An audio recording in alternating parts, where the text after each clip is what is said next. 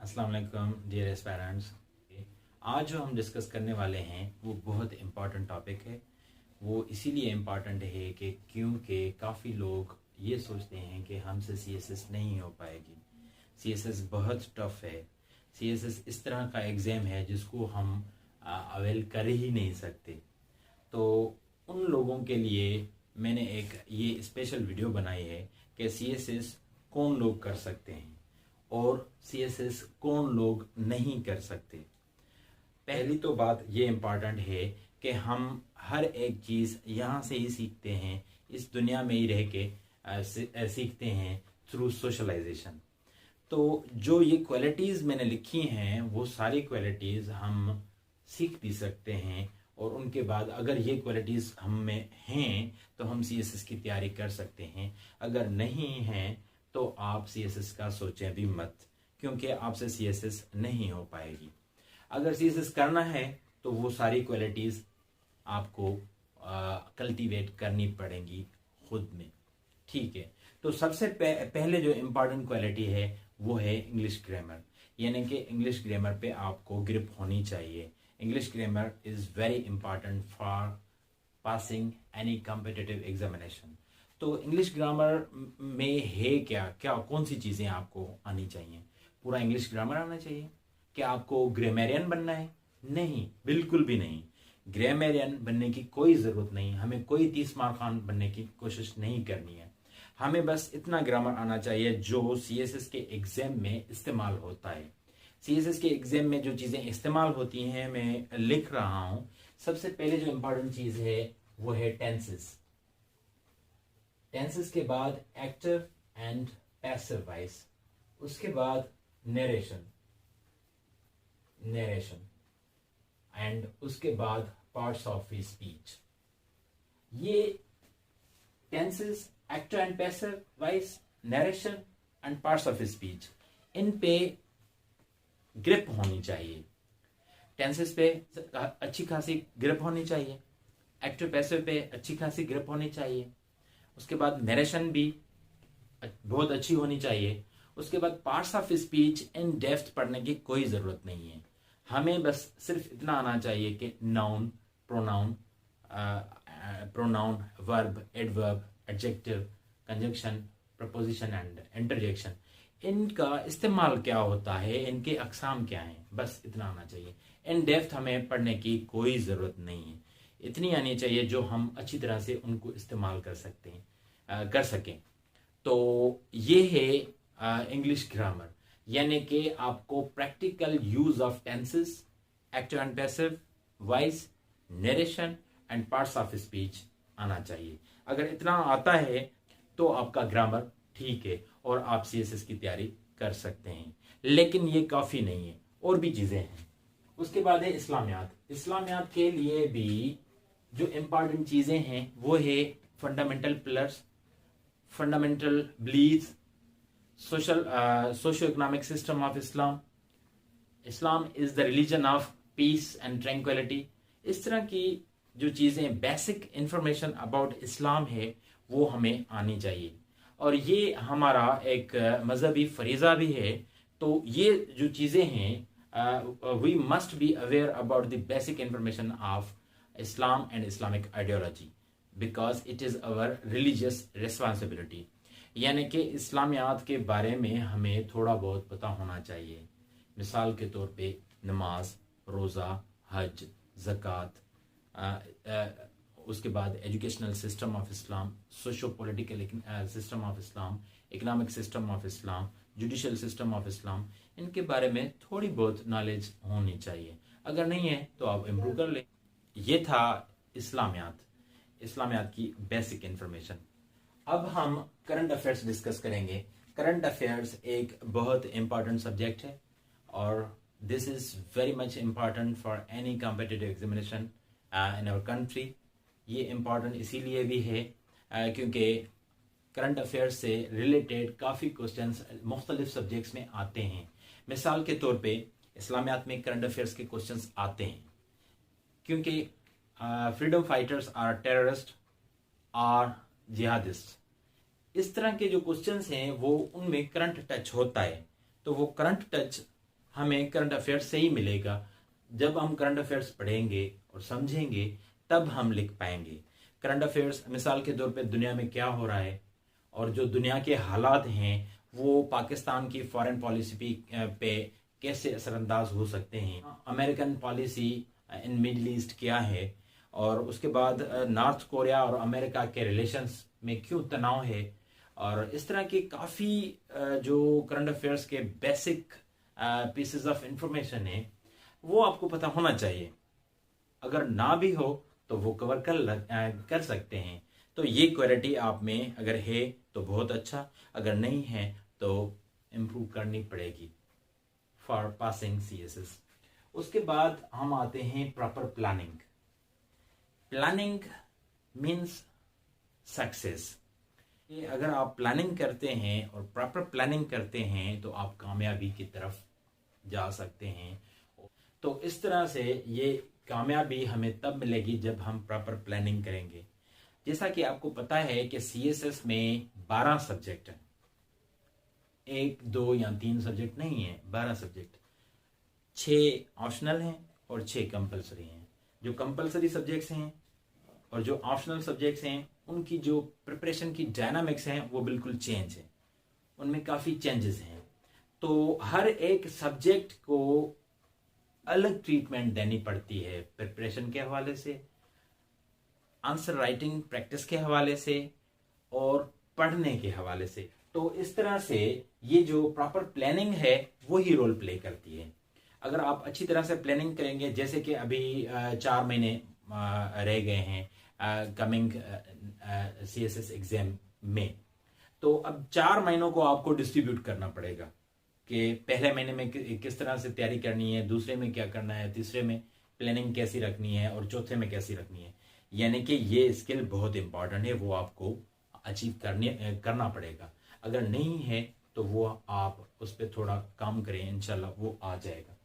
उसके बाद है क्रिटिकल अप्रोच। क्रिटिकल अप्रोच आपको कोई भी चीज़ है, अगर हम कोई भी चीज़ किसी भी चीज़ के बारे में पढ़ते हैं तो हम प्रोज और कॉन्स को जानने की कोशिश करते हैं। और तकरीबन ये एक ह्यूमन नेचर है, जब भी हम कोई चीज़ की किसी भी चीज़ की तारीफ सुनेंगे तो हम सोचेंगे कि इसका कोई ना कोई और भी कोई ना कोई और भी साइड होगी।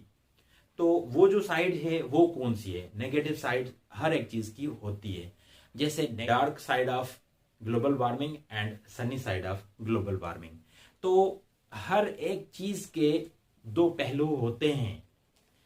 अगर आप एक पहलू को डिस्कस करते हैं और दूसरे को छोड़ देते हैं और एक साइड पे रह जाते हैं तो ये क्रिटिकल अप्रोच नहीं है। क्रिटिकल अप्रोच ये है कि आप दोनों पहलुओं को इकट्ठे लेके जाएं। तो ये बात बहुत इंपॉर्टेंट है, क्योंकि काफ़ी ऐसे सब्जेक्ट्स हैं जिसमें ये पूछा जाता है कि डेवलप योर क्रिटिकल अप्रिसिएशन। उनमें खास करके ये काफ़ी ऐसे क्वेश्चंस डेवलप किए जाते हैं क्वेश्चन पेपर्स में, जिसमें ये पूछा जाता है कि डिस्कस क्रिटिकली, या कहते हैं गिव योर क्रिटिकल एनालिसिस। तो इन लफ्जों का मकसद ही यह है कि आप बैलेंस्ड तरीके से दोनों पहलुओं को इकट्ठे लिख पाएं। और ये लिखने का बहुत टेक्निकल हुनर होता है। इस पे हम ज़रूर एक वीडियो बनाएंगे जिसमें मैं ये कोशिश करके बताऊंगा कि क्रिटिकल एनालिसिस कैसे डेवलप किया जाता है। तो उसके बाद बैलेंस्ड अप्रोच। बैलेंस्ड अप्रोच बहुत इंपॉर्टेंट चीज़ है, वो भी क्रिटिकल अप्रोच से रिलेटेड है। क्रिटिकल अप्रोच होगी तो बैलेंस्ड अप्रोच होगी। यानी कि अगर आप को सवाल दिया जाता है कि what are the causes and consequences of energy crisis, और आप क्या करते हैं, एनर्जी क्राइसिस पे लिखते हैं, उसकी हिस्ट्री देते हैं, और आज जो एनर्जी क्राइसिस हो रही है उसके बारे में बता रहे हैं, और उसके काजेस देते ही नहीं हैं, आप कॉन्सिक्वेंसेस देते ही नहीं हैं, सॉल्यूशंस दे देते हैं, तो ये बैलेंस्ड अप्रोच नहीं है। अगर टॉपिक है वाटर क्राइसिस, तो वाटर क्राइसिस में ये पूछा गया है, सिंपल टॉपिक आ गया है वाटर क्राइसिस। अगर आपको सिंपल टॉपिक वाटर क्राइसिस दिया जाए तो वाटर क्राइसिस में आपको क्या लिखना पड़ेगा? आपको बैलेंस्ड अप्रोच कैसे डेवलप करनी पड़ेगी। वो इस तरह से डेवलप करनी पड़ेगी कि हमारी वाटर यानी कि हमारी वाटर नीड कितनी है और वाटर शॉर्टेज कितनी है और हमें पानी कितना मिल रहा है। और उसके बाद आप लिखेंगे काजेज ऑफ वाटर क्राइसिस, उसके बाद कॉन्सिक्वेंसेस ऑफ वाटर क्राइसिस, और उसके बाद आप सॉल्यूशंस देंगे। आखिर में आप क्वेश्चन को कंक्लूड करेंगे। तो ये एक होती है बैलेंस्ड अप्रोच। अगर ये आप डेवलप कर लेते हैं तो आप अच्छी तरह से हर एक क्वेश्चन का पार्ट अच्छी तरह से डील भी कर लेंगे और बैलेंस्ड तरीके से लिख के भी आएंगे और कंप्लीट कर लेंगे। उसके बाद है मेकिंग नोट्स। ये तो हर सीएसएस का स्टूडेंट या किसी भी कॉम्पिटिटिव एग्जामिनेशन का स्टूडेंट डेवलप करता है।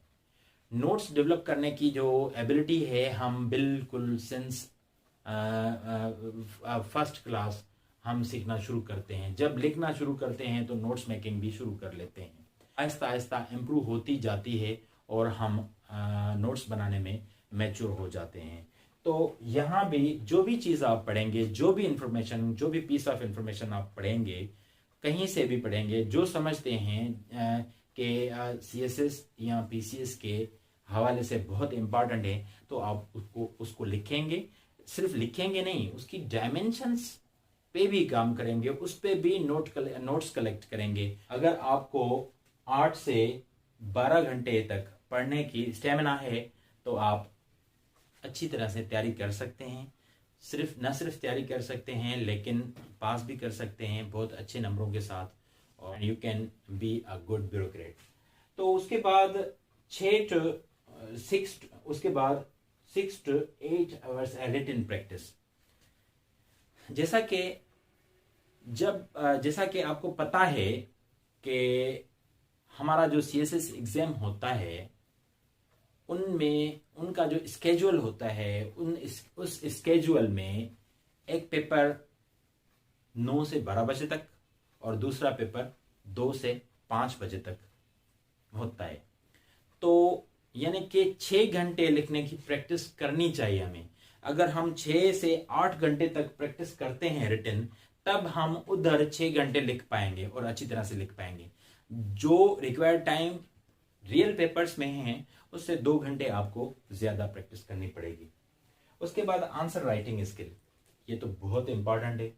Answer writing practice, answer writing skill, इस पे मैं बहुत सारी वीडियोस बनाने वाला हूँ, क्योंकि मेरा ये सोचना है कि अगर हर एक क्वेश्चन को अलग से ट्रीटमेंट दी जाए, अलग से अटेम्प्ट किया जाए और उसको उस तरह से अटेम्प्ट किया जाए जो उस क्वेश्चन में मांगा गया है, तो उसको कैसे पहचाना जाए, इस पे मैं पूरे डिटेल्ड लेक्चर अपलोड करूंगा with the passage of time. तो अभी सिर्फ मैं 2 चीजें डिस्कस करूंगा कि आंसर राइटिंग स्किल में एक होती है प्रेजेंटेशन और दूसरी होती है हैंड राइटिंग।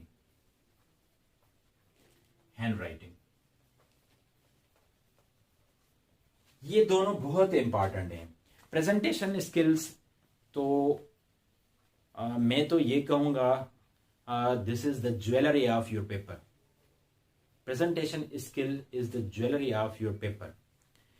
तो इस तरह से राइटिंग जो होती है, राइटिंग भी बहुत इंपॉर्टेंट है। अगर आप बहुत अच्छा लिखते हैं और आपकी राइटिंग, हैंड राइटिंग खूबसूरत है, तो सीधी बात है चेकर को वो पेपर बहुत पसंद आएगा, वो साइड पे कर लेगा, वो पेपर साइड पे कर लेगा।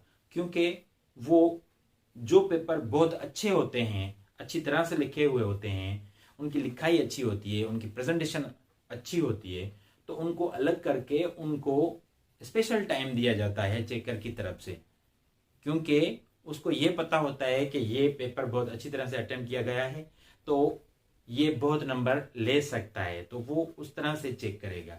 यानी कि ये presentation skill and hand writing आपको कहीं ज्यादा नंबर दिलवा सकती हैं। तो ये जो प्रैक्टिस है वो आपको करनी है। ठीक है, तो ये था आज का लेक्चर। और दूसरी रिक्वेस्ट ये कि अगर कोई भी चीज़ आपको समझ ना आई हो, या कोई क्वेश्चन हो, या कोई कमेंट हो, या अगर मेरी वीडियो पसंद आई है तो लाइक भी कीजिए, सब्सक्राइब भी कीजिए। अगर पसंद ना आई हो तो आप बेशक कमेंट्स में आप बता सकते हैं कि मैं और इम्प्रूवमेंट्स लाऊं। तो ये था मेरा आज का लेक्चर। मिलते हैं नेक्स्ट वीडियो में। अल्लाह हाफिज़। Thank you so much.